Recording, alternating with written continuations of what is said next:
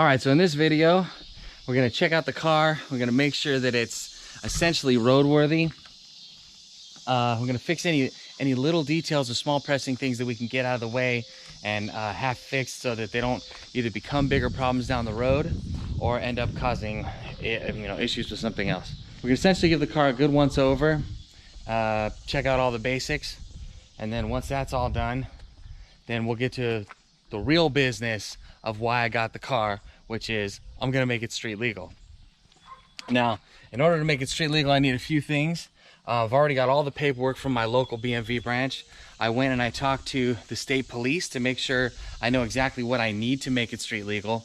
Once I do all of the street legal things, then I'm gonna send off the paperwork to the state and apply for a VIN number. Once I get the VIN number, then I can take the car, title it, register it, get it insured, which I already talked to my insurance agent about, and then I'll be able to drive it on the street. That is the main goal of this car, is to have a street legal NASCAR race car that I can daily, at least during the summer. And that's the major idea. That's the whole reason that I bought the car.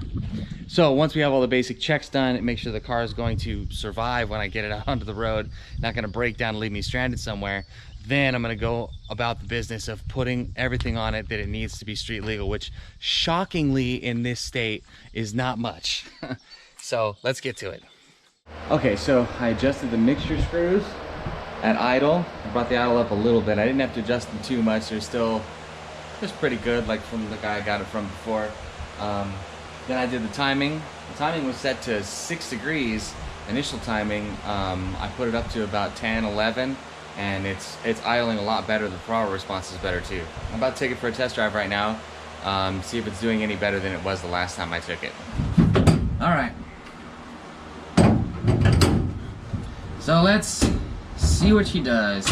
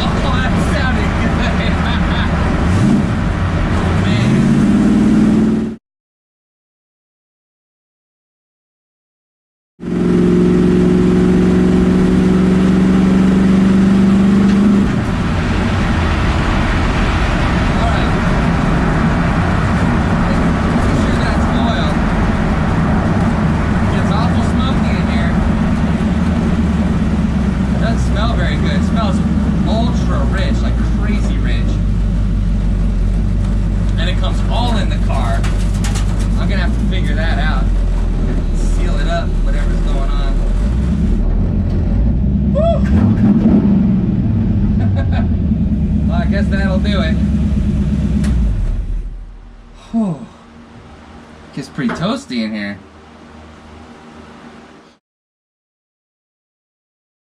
So I got back from this little drive where I went full throttle on the car for the first time, and when I got back the next day, I looked under and the car's got oil dripping all over the ground. I had oil all over the ground down here and all over kind of sort of the bottom side of the motor. After doing a little bit of research, there's these two holes down here. I don't know if you can see those, but right up there, there's those two holes that used to be for old engine mounts. The one on the bottom doesn't go all the way through, but this one on the top is bored all the way through into the fuel pump cavity. So when you go full throttle on the thing, it does anything from seeping out of that hole to full on like spraying out of that hole. After finding this out, I got the bolt size. I went to the hardware store, and this one is a, let's see, 3/8 16 by 3/4 inch flange bolt, grade 8, yellowed zinc, and then this is just a copper This is just a copper washer. So hopefully that'll seal up that oil leak. We won't have that problem anymore. Okay, so I wanted to do a tune-up on the car, set the carburetor, idle speed, idle mixture, all that stuff. It's kind of hard to set the idle speed when the tach doesn't work. So I went down in here and undid this thing. There's like this worm clamp back here that holds the thing in. And I went and pulled it out, took a look at the back, and I was like, there's your problem right there. So whoever had the car before, I guess, didn't intend for this tach to work at all. The wires have obviously been cut off. So what I'm gonna do is I'm gonna take it apart, solder some extensions on it, and see if I can't get this tach working again. So I'm gonna get the distributor off and see what wires I needed to do here. And I go for this blue wire when the cap was on, and I went to pull it off, and that happened. Took a look inside, and it looks pretty much brand new. This looks like a brand spanking new cap and rotor and everything, the whole assembly. So, so I'm gonna have to fix that, and then that other wire, I get a spade connector crimped on for that. Probably solder it, and then I'm gonna put this distributor back together and run the wires where they need to go. For the tach, I'll probably run them through this little grommet right here.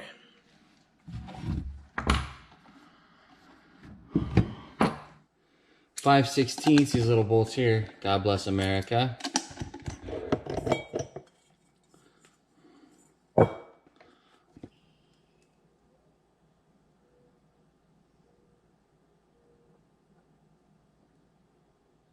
I got this thing just wired up just to test, but we're just gonna try it and see if the tach is working.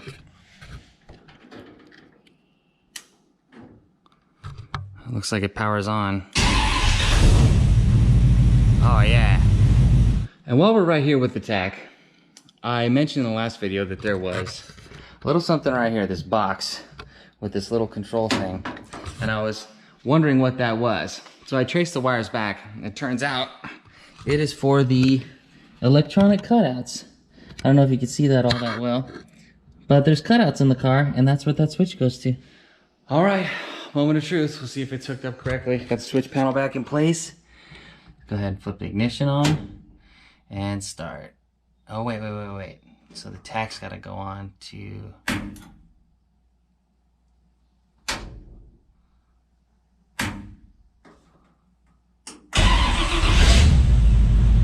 Sweet. Alright, so it looks like it's working, and then the tach switch right here will kill the whole thing if I needed to. So anyway. And then since it's still powered on, I think I can flip this recall switch and get the highest RPM. That's pretty sweet. Clear it. Nice. That's pretty cool. Okay, so looks like everything's working just fine with the tach. Alright, so I went to pull off the alternator and taking a look down in here. Once I got it free and away from the valve cover, this is how these two things were held on there. Sitting on there like horrible, just terrible. But first we gotta take this thing to AutoZone and make sure that it works. So I took that alternator up to AutoZone to get it tested. Got the alternator tested, and it's no good. It doesn't charge. You could look inside the alternator and see it was caked with oil, like soaked with oil. And I think that was because of this bolt down here that goes into the fuel pump cavity. And from the oil spraying out of that over time, it got on the belt and went up into the alternator and soaked all the coils in the alternator, made it not function anymore. At least that's the theory. All I really know is that the alternator doesn't work, and this one is brand new. Okay, I got the alternator put in, brand new alternator. It was a tight fit. I actually had to have it in position with the belt on before I even started bolting it up. It's kind of shoehorned in there, but it's gonna do the trick. I ended up, instead of soldering those terminals, I ended up just putting some spade connectors on there and just bending them at 90 degrees so that they clear this little area right there. But it looks like they make it through without any trouble. And I've got everything wired up, at least I think, the way it's supposed to be. Over on the switch panel over here, the ignition is already on the A switch. I wired the alternator energizer circuit as on B. So I've got to flip A to turn on the ignition and flip B to turn on the alternator, and then tach to turn on the tach, and rear is not being used for anything, and auxiliary is the fan. I think it's wired pretty good. I've got that switch panel off like 3 times now, but I don't think I should have to open it up again. I'm pretty sure, not until I add some other circuits or something, but I think that should pretty much do it. Okay, now it's time to see if we got that alternator wired up correctly. Got the battery hooked up. Go ahead and flip this on. Let's give it a shot here. Put it in. Make sure it's in park every time. We need ignition. We need alternator energized. And we're gonna flip on the tach just because. And we're gonna give her a couple good old carburetor pumps because she hasn't been started in a little while. And we'll see what happens.